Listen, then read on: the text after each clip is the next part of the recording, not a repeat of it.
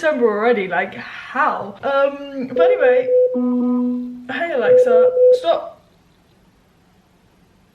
Yeah, we are officially out of sync with Vlogmas and we are on episode 2 just because I've started late.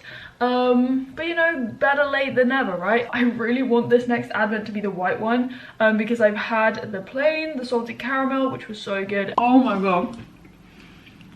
No, that's so good. Absolutely stunning. And the gingerbread one, which I thought was gonna taste more like gingerbread. It tasted like gingerbread, but it was very subtle, like very subtle. So, yeah, I want to taste the white one. Please be the white one. Please, please, please, please, please. No, no. And it also broke it. Oh, when are they gonna give me a white one? You guys know my favorite type of chocolate by this point is dark chocolate, like very bitter dark chocolate. But I still like tasting white chocolate just because it's more unusual. But anyway, the salted caramel one, I'm not gonna complain because it is very, very good. It's also the 5th, which means we have Mum's Advent as well, so that is downstairs. I'm gonna go and get that in a sec. It's so good, this chocolate. Oh my god. Episode 2 of Vlogmas. What is happening? So I am basically going to have my first ever cervical smear test at my local doctor's surgery, my GP. It's yes, my first time having this. On the 15th of December I will be turning 25. I am 24 and basically as a female, as someone with a cervix, I have been invited to my first cervical smear test. I actually had a letter like earlier this year. I tried to book it before I went to Switzerland, but I didn't know when I'd be back, so I was just like, I'll leave it until I get home. And now I've booked it, and it is today at 2:30 p.m. This is something as well that I am very passionate, is not the right word, but as you guys know, the biology geek in me, like this is something I will geek out about. And you guys know I don't like shy away from talking about stuff that's a bit more TMI or taboo, like periods or smear tests like today, or stuff happening down below with our bodies. And smear tests are incredibly useful as screening tools. To be honest with you, I don't think it's gonna be that bad at all, okay? Like me this time, maybe like 1.5 to 2 years ago, I would have felt very uncomfortable about this, but I actually woke up today feeling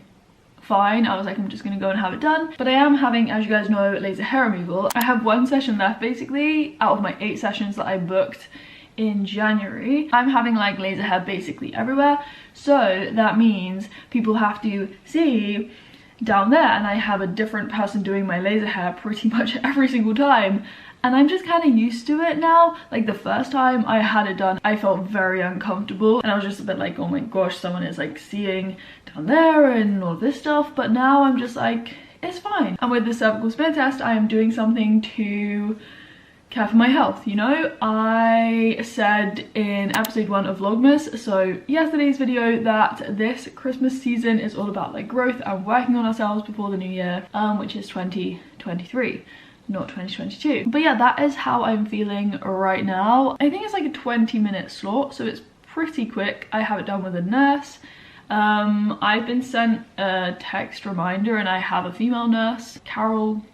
That sounds like a female to me. You can obviously get male nurses, but if you want a female specifically, I didn't do this, but I assume you can request to have a female nurse if you'd feel more comfortable with that, which is something I would feel more comfortable with. Like if I had a male nurse, I would feel a bit like, not really too sure. And also I am kind of okay down there now because I use my menstrual cup and I feel like I'm an expert on that now. So yeah, I think it's gonna be fine. I'm not stressing out about it at all. One of my friends actually said that I think you can take or request a chaperone if you feel maybe slightly uncomfortable having just one other person doing stuff like taking the smear test. You can have someone else called a chaperone come in with you and they will observe and just be an extra body and pair of eyes in the room. Yeah, if you watched episode 1, you will be familiar with the red mug, which I got from Mum. Oh, also, I put up my little Christmas tree this morning in my room. I did some organization. This is the twig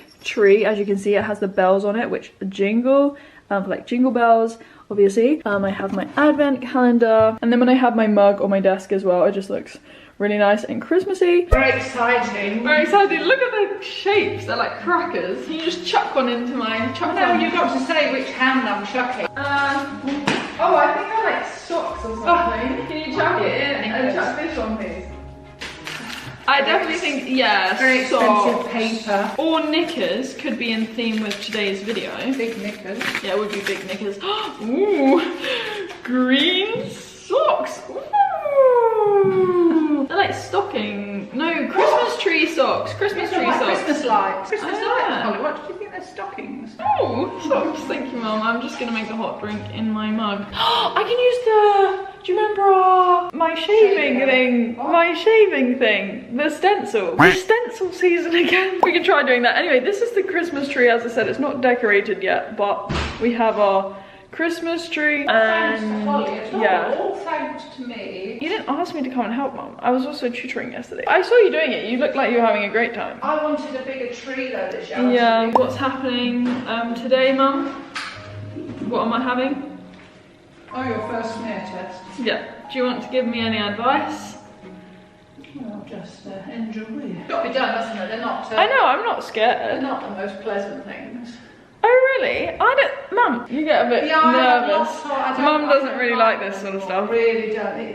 Yeah. They're just gonna shove something in and pull it out. Well, exactly. Yes, it's this metal thing. They'll, you know. Yeah, somebody told me it's quite cold. Yeah, well, they've got so it might be a bit like. Ooh. They might put a bit of lubricant on. Okay, so nothing else to tell me or the vlog, no? No, it doesn't take long. You just have to relax. I think that's the problem with when I go and have something I don't really like. Then I can't relax.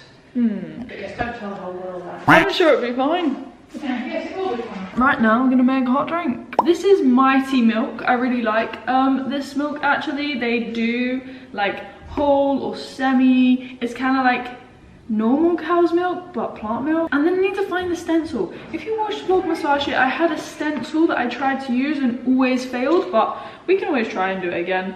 I'm just gonna drink some of this milk because it's really nice. It's so good. I think it's pea milk? Pea protein, yeah. I love pea protein milk. So good. I have loads of barista professional milks to use still. I think it's barista. You're saying barista, like a barista in a... Oh, barista. Barista. I think it's barista. Almond breeze barista. Oatly barista.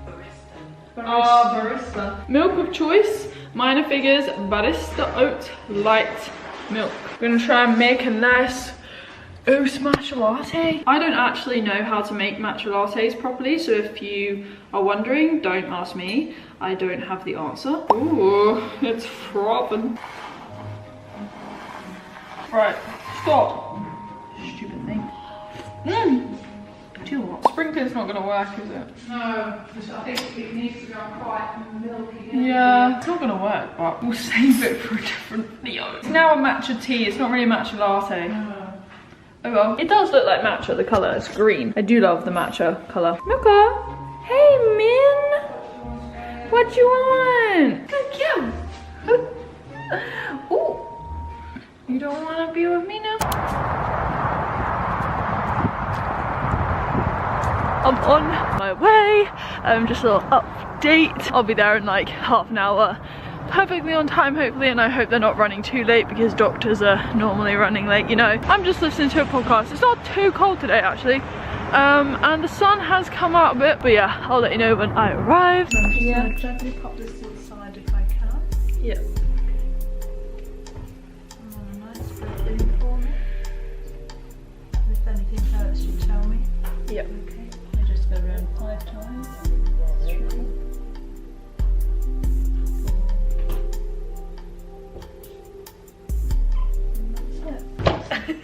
Sorry, I didn't mention it.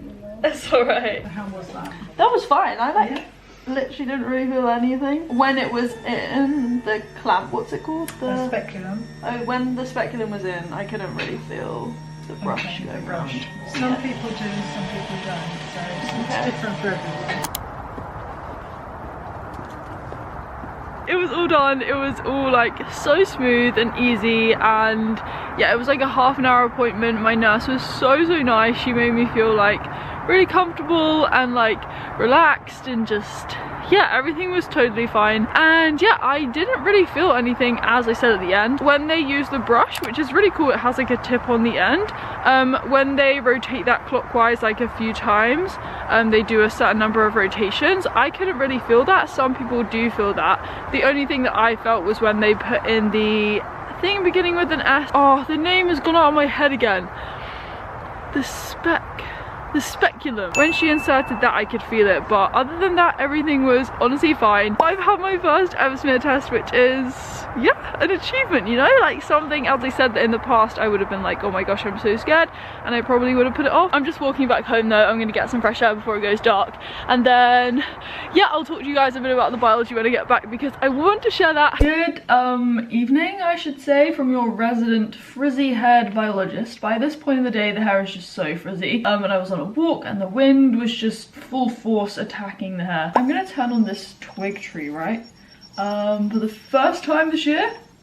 Oh, okay, we either don't have batteries or the batteries are dead. Okay, no batteries. I apologize for that anticlimax. I added some biology to my alcohol video, so if you like this one, you can check out that video, which I will leave down below. I spoke about my personal experience with alcohol in that, and then I threw in some biology, and I am planning to do a video on biology still, and hopefully on this topic as well. I really don't know where to start with this because there's a lot going on. But I think we'll start with HPV. 1 in 5 cancers basically are caused by an infectious agent, whether that be like a virus or a bacterium, for example. And in this case, we're talking about HPV, so human papilloma virus. It is a tumor virus, and tumor viruses, there are like 7 main ones, but we are now discovering more. And for example, we know HIV can also be associated with cancer now. But let me not stray off topic too much. Coming back to HPV, we classify HIV types because there are lots of them, but the ones very relevant here are the high risk types, and we have most well studied HPV types 16 and 18. And these high-risk types of HPV, they are the primary risk factors for cervical cancer. That is cancer, obviously, of the cervix. Now, the cervix is the lower portion of your uterus, and the majority of cervical cancer cases are associated with a HPV infection with one of these high-risk types, normally types 16 and 18. They can cause other cancers, so not only cervical cancer, but also like penile cancers, anogenital cancers, and also head and neck cancer. The thing we should note though is that even though these high-risk types of HPV are known carcinogens, so they cause cancer because a carcinogen is a cancer-causing agent, they most often cause infections that are transient, asymptomatic, and they are just cleared by your immune system without needing any medical treatment. And it's only when these infections become persistent and these viruses express certain proteins that result in abnormal cell growth and division,